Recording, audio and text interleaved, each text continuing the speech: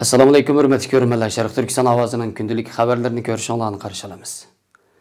Sharq Turkiston surgun hukumatı Xitoyning zulmidan qaçqan barliq Sharq Turkistonliklarni o'zlari turishliq davlatlarning panohlanish ishxonasi oldida birdek 13 avgust kuni namoyish qilib, Sharq Turkistonda yurgizilayotgan irqiy qirg'inchilikni to'xtatishga chaqiriq qilishga, shundaqla panohlanish ishlarining tezlatilishini talab qilib, namoyish qilishga chaqiriq qildi. Tövəndə texnologiya bu vaxtki xəbərimizin təfsilatı da bolsun.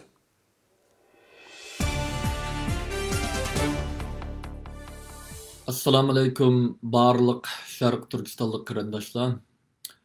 Aldı bilan hammalarningki mush vaqtinglar xayrlik bolsun. Bugungi so'zishimning sababi mushu hammamizga bo'libmi Amerikadagilarga Uyg'ur va boshqa Sharq Turkistonlik qarindoshlarga muhim bir masala deb qarayman. Bu bo'lsa bizniki mushu immigration, ya'ni panohlik masalasimiz. Amerikada taxminan kam deganda bir 10 mingdan 15 minggacha Uyg'ur va boshqa Sharq Turkistonliklar yashayapti. Lekin ularningki kam deganda yarimdan ko'p qismi texi immigration va asylum masalalari texi hal bo'lib bo'lmadi.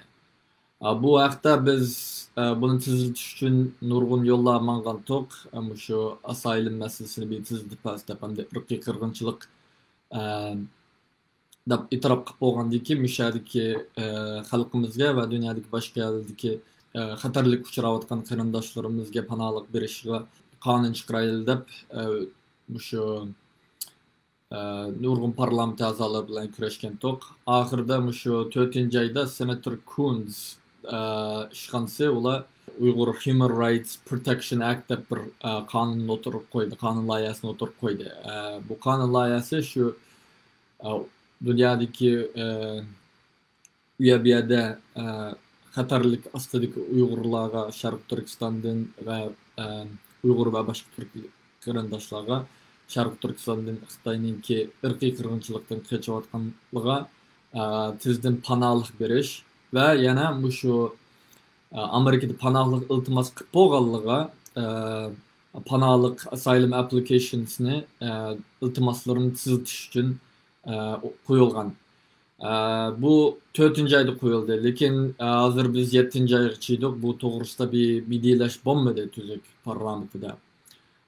Va nurg'un qarindoshlar, shu bo'lib Amerikadagi qarindoshlar doim bizga aloqalashib, immigration masalasi to'g'risida bizga yordam qilsanglar deb necha qatim milliy uyg'onishga bu vaqtda xat yozganlar bo'ldi, telefon qilganlar bo'ldi.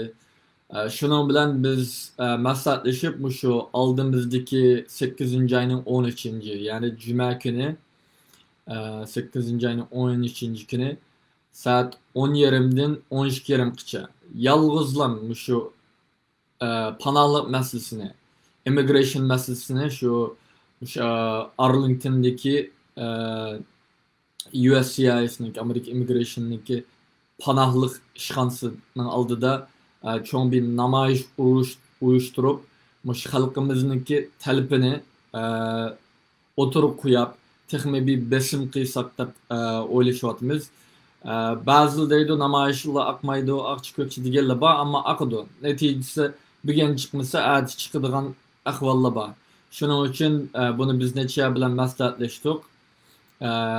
Mushadagi barliq Sharq Turkiston qarindoshlarimiz, Amerikadagilarni mayli qaysi tashkilotga a'zo bo'lamsiz, bo'lmamsiz, uning bilan karimiz yo'q. Chunki bizniki masalamiz bu yerda yolg'izdan shu asylum case'ni, immigration masalasini tizitish uchun, sizlarningki immigration iltimoslarini tizitish uchun va asylum berishini uchun namoyish qilamiz. Shuning uchun videoni taqib qo'ysanglar va atrofdagi qarindoshlarga shu namoyish qatnashishini chaqiriq qilib qo'ysanglar. Bu yerda shu o'zinglarniki shu kampdagi yoki turmadagi tutilgan qarindoshlaringlarniki resimlari yoki bilmalar bo'lsa, shuni chiqarib ko'tarib chiqsanglar texmo yaxshi bo'ladi. Agar yomon qo'rqib ketsanglar, maska taqib olsanglar bo'ladi. Hozir hammadan texi maska taqayotgan. Şunun için maske takıp çıksanlar buludu ama çokum çıkınlar.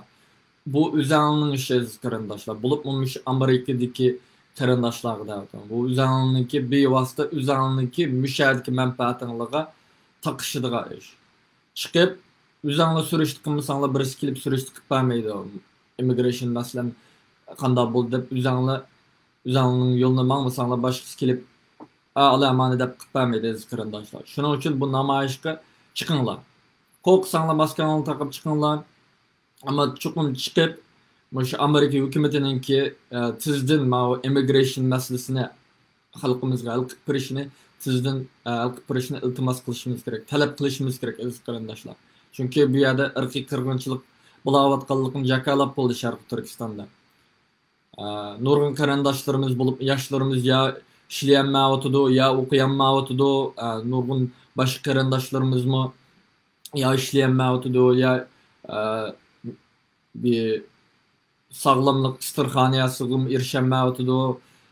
Muşundan mesele bulayotidi bizniki müşahedeki cemiyette. Şunun için bunu el kılış için besim kılışımız gerek. Besim kılış için muşu namayişini ururlaştırsak, kançılık çoğurak çıkalasak, medyalı ve muhbirli bilen emminasını çakırık kılımız. Şunun için çokum namayişka katlaşınlarını talep kılımız ve başkadaki qarindoshlarımı xabardor qilishinglarni talab qilamiz. Namoyishninki tashviqot varaqini Milliy Uyg'unishninki Facebook saytisiga tashlab qo'ydik va yana WhatsApp guruhlarimni tashlab qo'ymiz. Shu yerdan qolgan uchurlarni ham inglizcha ham uyg'urcha qildik. Tapa olasizlar. Hammanglar Allohga omonat bo'linglar. Inshaalloh shu oldimizdagi 8-ayning 13-ida şu USCIS Arlington Asylum Office'nin aldığı birlikte aşağıda cem bulup namayış kılışını kılgan. Selamun aleyküm.